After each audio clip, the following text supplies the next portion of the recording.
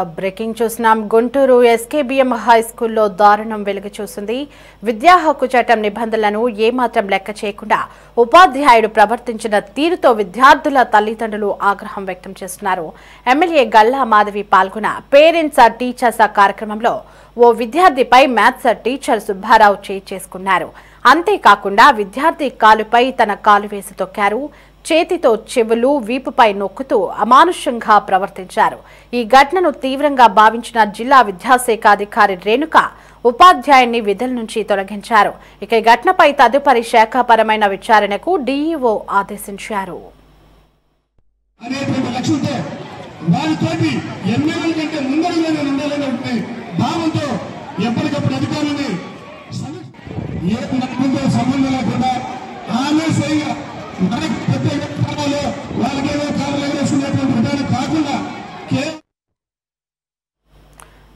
ఇదే అంశానికి సంబంధించి మరింత సమాచారం మా ప్రతినిధి ప్రమోద్ కిరణ్ ఫోన్ ఇన్ లో అందిస్తారు. ప్రమోద్, చెప్పండి. ఏదైతే జరిగినటువంటి టీచర్స్ పేరెంట్ మీటింగ్ లో కూడా ఒక ఆసక్తికర సంఘటన సోషల్ మీడియాలో వైరల్ అవుతుంది. ఏదైతే ఎస్కేబీఎం హై స్కూల్ నందు కీచక టీచర్ అరాచక పర్వం కొనసాగింది. అయితే ఒకవైపు ఎమ్మెల్యే గల్లా మాధవి ఒకవైపు ప్రసంగం చేస్తున్నప్పుడు అక్కడ ఉన్నటువంటి సన్నివేశం ఏదైతే ఎవరైతే అక్కడ హెడ్ మాస్టర్ గా పనిచేస్తున్నటువంటి ఆ మ్యాథ్స్ టీచర్ గా ఉన్నటువంటి వ్యక్తి అతను ఒక ఇద్దరు పిల్లల్ని కూడా ఏదైతే చట్టానికి విరుద్ధంగా ఏదైతే విద్యార్థులకు కలిగించాల్సినటువంటి సౌకర్యాలను బట్టి దాని విధంగా కూడా అతను మితిమీరినటువంటి విధంగా పనిచేశారంటూ కూడా ఇటు డిఈఓ రేణుక తెలిపారు. అయితే దీనికి సంబంధించి ఒక వీడియో సోషల్ మీడియాలో వైరల్ అవుతా ఉంది.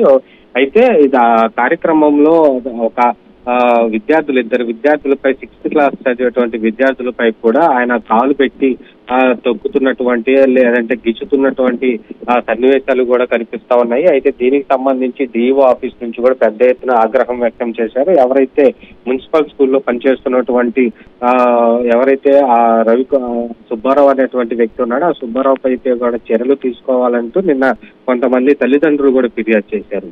అయితే ఫిర్యాదు చేసిన వెంటనే కొన్ని నివేదిక తెప్పించుకొని అక్కడ జరిగినటువంటి సంఘటన ఆధారంగా కూడా అతనిపై చర్యలు తీసుకున్నారు.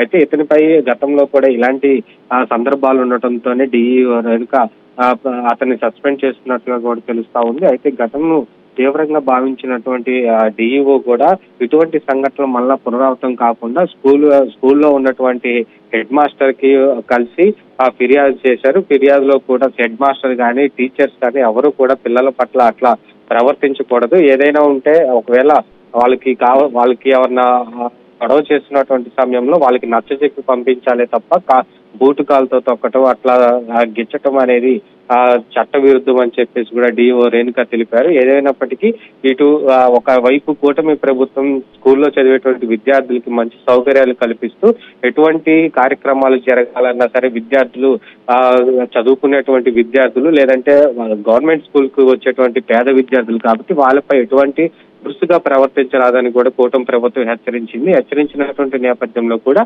నిన్న జరిగినటువంటి ఆ సన్నివేశం కూడా పూర్తిగా ఆగ్రహం వ్యక్తం చేస్తూ కూడా ఈ నిర్ణయానికి తీసుకున్నట్లు డిఓ రేణుక తెలిపారు. Devi Pramod, thanks for the updates.